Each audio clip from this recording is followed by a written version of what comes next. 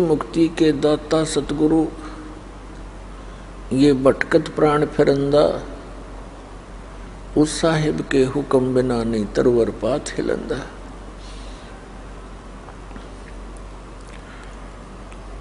पुण्यात्माओं, इस काल के इंद्रजाल को परमात्मा ने आके स्वयं बताना पड़ा, क्योंकि इस काल भगवान ने यहाँ पर बहुत अज्ञान फैला दिया और दुनिया भर के ये नकली संत तैयार कर दिए जो केवल लोक वेद सुनाते हैं, उनका कोई सदग्रंथ आधार नहीं रहता। जिस कारण से ये प्राणी इन कष्टों को झेलना, जन्म और मृत्यु का ये कष्ट उठाना, इसको एक परंपरा मान चुका है और इसी में संतुष्ट हो चुका है। अधिकतर संतों का भी यही अपना विधान है कि जन्म मृत्यु ये तो होती ही रहेगी। परमेश्वर ने स्वयं आकर हमें जानकारी दी,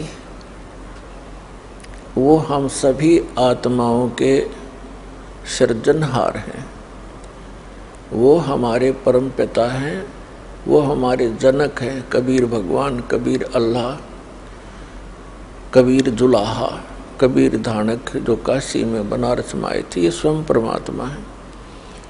ये परम अक्षर ब्रह्म है, ये सत्य पुरुष है, यही अकाल मूर्त है, यही शब्द स्वरूपी राम है। अब अपने उस निज स्थान की जानकारी परमात्मा ने स्वयं आकर देनी पड़ती है, क्योंकि यहाँ का जो राजा है, यहाँ का जो मालिक है, स्वामी है, ईश है, ये काल है। इसको श्राप लगा हुआ है 1 लाख मानव शरीरधारी प्राणियों के सूक्ष्म शरीर को तपत शिला पर भून कर उससे निकले हुए गंध को खाता है। जीव मरता नहीं, लेकिन वहाँ पीड़ा बहुत होती है जब इसको तपत शिला पर डाला जाता है। तपत शिला एक बहुत बड़ी तई समझ लो, तई तवे होते हैं, बड़ी बड़ी तई होती हैं, भट्टियों पर रखते हैं। ऐसे एक पत्थर की सब अपने आप जल रही है और उसमें इतनी हीट है, इस प्राणी को वहाँ डाला जाता है सूक्ष्म शरीर में, तो ये बहुत बुरी तरह तड़पता है। इस प्राणी ने इस स्थूल शरीर के माध्यम से आजीवन जितने भी विकार किए हैं, जैसे भी दुर्व्यसन किए हैं, चटपटे आहार किए हैं, भोजन फल फ्रूट खाए हैं, इनका एक अंश सूक्ष्म शरीर के ऊपर लिप्त हो जाता है। अब आप देखते हो प्रत्येक प्राणी कोई ना कोई विकार कर ही रहा है। कोई सिगरेट पीता है, कोई भांग पीता है, कोई शराब पीता है। चटपटे आहार करना इस मन का एक स्वभाव है। ये मन उस काल का एजेंट है। काल तो साकार है, तो मन को भी काल ही समझो। और ये वो सब क्रियाएं कराता है जिनकी इसको आवश्यकता है, और साथ में इसका एक और उद्देश्य रहता है कि ये ऐसे कर्म ना कर ले ये प्राणी जिससे इसको पुनः मनुष्य जीवन शीघ्र मिल जावे। काल को भय बना रहता है कि जब इस प्राणी को मनुष्य शरीर होता है तो उस समय ही कोई ऊपर से शक्ति आती है परमात्मा की भेजी हुई, और वो यहाँ सबको ज्ञान देता है।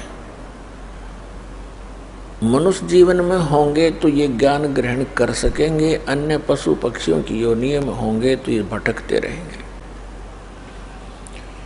फिर मानव शरीर प्राप्त प्राणियों को ये इतना भ्रमित करवा देता है कि जब वो समय आता है उस परमात्मा के यहाँ प्रकट होने का, या अपना कोई दास भेजता है अपना रिप्रेजेंटेटिव बना के, तो उस समय तक ये काल प्रत्येक मानव को अज्ञान से आंट देता है और बकवादों से भर देता है, बुराइयों के इतने आदि बना देता है कि जिस समय परमात्मा का ये समय आता है, मोक्ष टाइम जिसे कहते हैं, मोक्ष समय, तो उस समय तक ये ऐसा कंडम कर देता है इस मानव को, प्राणी को। या तो ये भक्ति चाहता नहीं, अन्य बकवादों में लगा रहता है, राजनीति में, बड़ी पोस्ट प्राप्त करने के लिए स्टडी में, और फिर सारा जीवन जोड़ के एक कोठी और करके 10-20 लाख रुपए बैंक में आप मर जाता है। आप गधा बना फिरता है और बैंक के बैलेंस ने पता नहीं कौन वर्तता है। तो ये चाहता है कि कोई भी प्राणी उस समय भक्ति योग्य ना रहे। अब जो पुण्यात्माएं पिछले जन्म जन्मांतर से परमात्मा की भक्ति करते आ रहे हैं और उनको मनुष्य जीवन भी मिलता आ रहा है, कुछ एक ऐसे नियम हैं, कुछ ऐसी परमात्मा की भक्ति के कुछ अंक होते हैं, उनके कारण एक मानव को 10, 20, 50, 100 भी कंटिन्यूस मनुष्य जीवन मिल सकते हैं। और उन मानव शरीर के अंदर यदि परम संत मिले नहीं तो कोई आंट नहीं सकता। ये पृथ्वी रोज सूर्य उदय हो रहा है, अस्त हो रहा है, और उदय हो रहा है, अस्त हो रहा है, अरबों वर्ष बीत के चलता रहेगा, फिर ठा होगा इसका। तो जब तक इसके पूर्व जन्म की संस्कार इसके साथ रहते हैं प्राणी का, तो इसकी बैटरी चार्ज होती है इन्वर्टर की, समझ लो। इस जीव के पुण्यों के कारण ये भक्ति युक्त रहता है, वो भक्ति संग्रहित होती है इसकी पूर्व जन्म जन्मांतर की। और फिर वो 2 जन्म उसके हो गए, 3 हो गए, 4 हो जाएंगे, 10 हो जाएंगे, 50 हो जाएंगे। और फिर उस मानव जन्म में कभी उसको कोई परम संत ना मिला, फिर से चार्जर लगा नहीं, तो फिर वो 84 लाख योनियों में चला जाएगा। तो वो पुण्यात्माएं जो मानव शरीर से तुरंत आए हैं, वो स्त्री हैं या पुरुष हैं, मेल हैं या फीमेल हैं, वो परमात्मा की भक्ति के बिना रह नहीं सकते। उनको परमात्मा की एक विशेष कसक बनी ही रहती है, जिसके कारण वो जैसा भी जिस परंपरा में, जिस भी मजहब धर्म में उसका जन्म होता है, अपनी परंपरागत उन क्रियाओं में भी वो शीघ्रता से लग जाता है। तो काल भगवान ने परमात्मा से कहा था, जब परमेश्वर प्रथम बार इस काल के लोक में आए थे, इसने परमात्मा के साथ, क्योंकि परमेश्वर कबीर जी अपने पुत्र का रूप बना कर आते हैं, कभी ज्ञानी का, कभी सहज दास का, कभी जोगजीत का। तो वो ये सोचता है कि ये मेरे भाइयों में से ही है, क्योंकि काल भी परमात्मा का ही पुत्र है, हम सभी उसी के बच्चे हैं। चाहे कोई चींटी है, हाथी है, शेर है, बगेरा है, गवेरा है, राजा है, रंक है, किसी भी मजहब धर्म में जन्मा है। लेकिन जो बच्चे निकम्मे हो जाते हैं वो तो निकम्मे ही होते हैं, अच्छे बच्चे वो अच्छे ही होते हैं, फिर भी होती संतान ही है। तो इस काल ने परमात्मा को अपना बड़ा भाई जानकर उसके साथ विरोध किया कि तू यहाँ कैसे आ गया जोगजीत,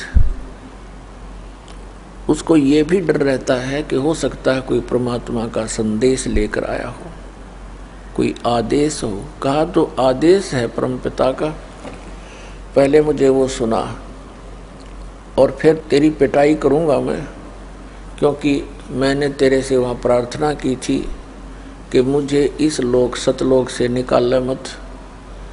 तूने मेरी एक नहीं सुनी थी, मुझे वहाँ से निकाल दिया था। अब तू मेरे लोक में कैसे आ गया?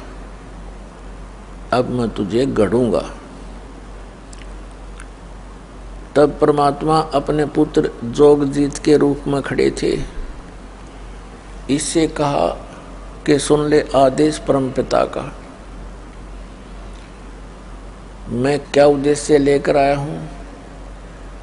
मैं नीचे तेरे संसार में जाऊंगा और परमात्मा की जानकारी कराऊंगा। तूने परमात्मा का नाम और निशान मिटा दिया, तू खुद भगवान बन बैठा नालायक, तने शर्म नहीं आती।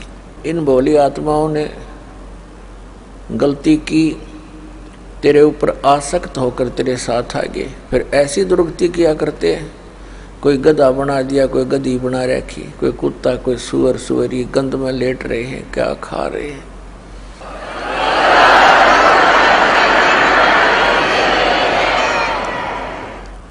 मैं नीचे जाऊंगा, परमात्मा का आदेश है, और सबको बताऊंगा कि ये भगवान नहीं है जिसको तुम भगवान जानकर पूज रहे हो। ये काल है, ये तुम्हें खाता है, तेरी पोल पाड़ का आऊंगा। तब इसने सोचा ये तो मेरा नाश करने आ गया, मेरी खेती उजाड़ेगा। तो इस काल ने परमात्मा को जोगजीत समझ के उसके ऊपर ऐसे झपट्टे जैसे अभी मार डालेंगे। परमात्मा ने अपनी प्यारी आत्मा धर्मदास जी को ये ज्ञान देते हुए कहा कि धर्मदास जी, जिस समय उस काल ने मेरे ऊपर अटैक किया, आक्रमण किया, मैंने सतनाम का सिमरण कर दिया। पुण्यात्माओं, वो परमात्मा हमें भी सतर्क करना चाहते हैं कि जो प्यारी आत्मा परमात्मा की शरण में आ गए और उनके ऊपर कोई किसी प्रकार की कोई आपत्ति आती है, चाहे कोई दैविक है, चाहे कोई जंतर मंत्र किसी का है, चाहे कोई गाल भी घाल देता है, और आपने उपदेश प्राप्त है तो उस समय अपना श्वास का सिमरण शुरू कर दे। जिसको प्रथम मंत्र प्राप्त है तो प्रथम मंत्र का ही जाप शुरू कर दे, किसी और की आशा नहीं करे कि वो मेरी रक्षा करे। तो परमात्मा ने बताया कि धर्मदास, मैंने सतनाम का सिमरण कर दिया और काल ऐसे कंडम हो गया, ऐसा झटका लगा इसको जैसे पक्षी की पंख कट जाती हैं। पंख उनके कटने के बाद वो जमीन पर पड़ा पड़ा तड़फ रहा होता है, वो ऐसा ही हो जाता है। ऐसी दशा होगी इस ज्योत निरंजन काल की। ये चापलूस है। पहले तो इसने सोचा था कि मैं इसको डरा धमका दूंगा, और फिर इसने पैर पकड़ लिए मेरे आके। कबीर साहब कहते हैं कि इसने नीचे नीचे घिसड़ के और पैर पकड़ के रोने लग गया, कहने लगा तो मेरा बड़ा भाई, मैं तेरा छोटा भाई। छोटे तो उत्पात किया करते हैं, बड़े तो अक्षमा ही किया करते हैं। मैं तो आपको पिता के समान मानता हूँ, और आप तो उनके ही भेजे हुए आए हो, आप तो उन्हीं की शक्ति हो, मुझे अक्षमा कर दो। परमात्मा ने कहा ठीक है, क्षमा कर दिया तुझे। फिर चरण छोड़े नहीं और कहने लगा कि मेरे इस लोक में कुछ त्रुटि है, वो आवश्यकताएं मेरी पूरी कर दो। मैं आपका छोटा भाई हूँ, आप तो समर्थ हैं। बहुत घनी चापलूसी करी इसने। तो परमात्मा ने कहा कि बोल, क्या मांगता भिखारी तू बोल। तब इसने कहा ऐसे नहीं, वचनबद्ध हो जाओ। परमात्मा ने कहा कबीर जी ने, ठीक है, वचनबद्ध हो गया। तब इसने क्या कहा कि 3 युगों में जीव कम ले जाना। अब क्या कहा था जोगजीत रूप में परमात्मा ने कि मैं सभी जीवों को बताऊंगा कि ये काल है और जो साधनाएं तू करवा रहा है वो तेरे सतर की है, तेरे जाल में फंसे रहने की है। परमात्मा ने मुझे एक ऐसी शक्ति यानी मंत्र दिया है, उस सतनाम के जाप को और सार नाम के जाप को प्राणी को दूंगा, और जिनके पास ये मंत्र होगा उसका तू कुछ बिगाड़ नहीं सकेगा। जैसे उसी मंत्र से मैंने तेरी ये हालत कर दी, और वो मंत्र उन प्राणियों को दूंगा जिनके पास ये मंत्र होगा, तो उनके निकट नहीं जा सकेगा, और सबको सतलोक ले जाऊंगा सतनाम दे करके। तो इसने फिर प्रार्थना की कि 3 युगों में जीव कम ले जाना। चौथा युग जब कलयुग आवे, तब तो शरण जीव बहु जावे। ऐसा वचन हर मोय दीजे, तब तुम गवन संसार ही कीजिए। तब परमात्मा ने कहा ठीक है। और दूसरा ये कहा था कि आप बलपूर्वक ना ले जाना, आप अपना ज्ञान देना, आपके ज्ञान को जो स्वीकार करे वो आपका हो, आपकी मर्यादा में रहे वो आपका हो, और आपकी मर्यादा में नहीं रहे और हमारे ज्ञान को ग्रहण करे तो वो हमारा ही हो, उसको बलपूर्वक ना ले जाना। परमात्मा ने कहा ठीक है भाई, तथास्तु, ऐसे ही होगा। क्योंकि मालिक को पता है जब मेरा ज्ञान कोई नहीं मानेगा कोई, तो मेरे साथ चलेगा कौन, और मेरी मर्यादा में नहीं रहेगा तो न मैं वहाँ के क्या करूँगा ले जा करके ऐसे मूर्खों को। ऐसे तो हम पहले थे वहाँ पर, गलती करके यहाँ फिर आ पड़े, तो ऐसे वो मालिक ले जाना भी नहीं चाहता। और दूसरे हम सब इच्छा से यहाँ आए हैं, सब इच्छा से वहाँ जाएंगे। जब परमात्मा ने कह दिया तथास्तु, तब उसी समय तेवर बदल गया। यहाँ सभी प्राणियों का ऐसा ही स्वभाव है। जैसे भस्मागिरी ने भगवान शिव जी के द्वार पर 12 वर्ष तक सिरासन पर तपस्या की, ऊपर न पैर नीचे न सिर करके।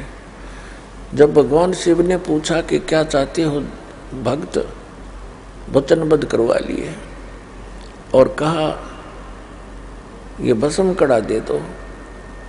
जब भस्म कड़ा दे दिया भगवान शिव ने, अगले तेरी शायद हो ले तैयार, वो एकदम त्यावर बदल गया। नहीं जब करबद्ध खड़ा तो हाथ जोड़ा था। तो यहाँ ऐसा ही स्वभाव प्रत्येक प्राणी का बन गया, क्योंकि यथा राजा तथा प्रजा हो ही जाती है। यहाँ का ये राजा है, हमारे अंदर ये मन इसी का अंश है, तो ये हमारी सबकी एक जैसी वृत्ति होगी। तो इसने कहा कि जाओ जोगजीत बेसिक संसारा, जीव न माने कहा तुम्हारा, जीव तुम्हारा कहा न माने, हमारी ओढ़ हो बाद बखाने। ऐसे रंग दूंगा इनको उल्टे ज्ञान ते, ऐसा परिपूर्ण कर दूंगा, ठोक दूंगा, भर दूंगा इनको। जब तुम जाओगे चौथे युग में, कलयुग में, तो उस समय तक तो ये भक्ति योग्य छोड़ दूंगा कौन इनको, या तो नास्तिक बना दूंगा या विकारी बना दूंगा, फिर अन्य पूजाओं पर लगा दूंगा अपने दूत भेज के।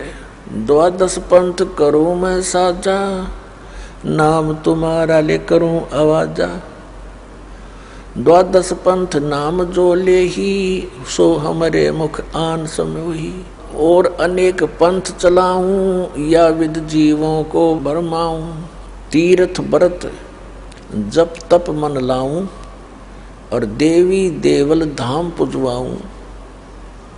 ये नरे तीर्थ बनवा दिए, नरे धाम बनवा दिए, और ऐसा पाठ पढ़वा दिया नकली संतों, ऋषियों, महर्षियों, आचार्यों और शंकराचार्यों द्वारा कि तीर्थों की पूजा कर, धामों पर माथा टेक, कल्याण हो जाएगा। अरे हमारे सदग्रंथ क्या बताते हैं, हमारा विधान क्या बताता है भगवान का? पवित्र चारों वेद, पवित्र श्रीमद् भगवद गीता और पवित्र वो सच्चिदानंद घन ब्रह्म की वाणी, कबीर वाणी, ये विधान है परमात्मा का। तब परमात्मा ने कहा था जब कलयुग बीत जाएगा 5500 वर्ष, उस समय हम जाएंगे वहां पर और तेरे सभी पंथों को मिटा करके एक बना दूंगा। मेरे बच्चों को जो तूने डिवाइड करवा दिया होगा उस समय, क्योंकि सतयुग त्रेता द्वापर तक अन्य कोई धर्म मजहब नहीं था। इस कलयुग के ये ज़्यादा से ज़्यादा 2-2.5 हजार वर्ष, अब जो आज से 2-2.5 हजार वर्ष उसके बाद ही हम विभाजित हो गए। लगभग 2520 वर्ष पूर्व हिंदू धर्म के प्रवर्तक आदि शंकराचार्य का जन्म हुआ और 32 वर्ष वो रहा संसार में, फिर उसकी मृत्यु होगी। उसके बाद फिर 2012 वर्ष हो गए ईसा जी के जन्म को, 30 वर्ष की उम्र में उसकी मृत्यु हो गई थी और लगभग 1400 वर्ष हो गए हैं इस मुसलमान धर्म को, हजरत मोहम्मद जी के जन्म को। और सिख धर्म जो है ये परमात्मा के कबीर जी जब प्रकट थे उसी समय नानक साहिब जी भी उनके समकालीन थे। अब इस काल ने हमें कैसे बिचला दिया। आदरणीय नानक साहिब जी ने कोई धर्म नहीं बनाया था, धार्मिकता को बढ़ाने के लिए पुण्य कर्म बढ़ाने की एक विधि बताई थी। और सिख का अर्थ शिष्य होता है, शागिर्द होता है। और फिर आगे चल के ऐसे प्रारूप बिगड़ ही जाता है। अब जैसे परम पूज्य कबीर परमेश्वर जी ने, कबीर कोई समुदाय नहीं बनाया उन्होंने, कबीर कोई धर्म नहीं बनाया, कबीर पंथ। पंथ का अर्थ होता है वो मार्ग जो कबीर परमेश्वर जी ने मार्गदर्शन किया भक्ति के विषय में, अध्यात्म के विषय में। और जो साधनाएं उन्होंने प्रमाणित किया कि इन साधनाओं से मोक्ष होगा। यदि हम उन्हीं साधनाओं को कर रहे हैं और परमात्मा के बताए मार्ग पर चल रहे हैं तो हम कबीर पंथी हैं, यानी कबीर जी के द्वारा दिए गए उस मार्ग पर चल रहे हैं। और यदि हम उस मार्ग पर नहीं चल रहे हैं, वही साधना नहीं कर रहे हैं, उसी तरह हम अपनी क्रियाएं नहीं कर रहे हैं, तो हम बेसिक कबीर पंथी कहलाते हैं। हमारा पंथ कबीर जी वाला नहीं है, हम विपरीत मार्ग पर चल रहे हैं, कह रहे हैं कबीर पंथी। तो कहने का भाव यह है कि काल ने अभी करना था सारा काम, इसने कलम तोड़ रखी है। उसके बाद ये बना दिए कि इतने संत, ओहो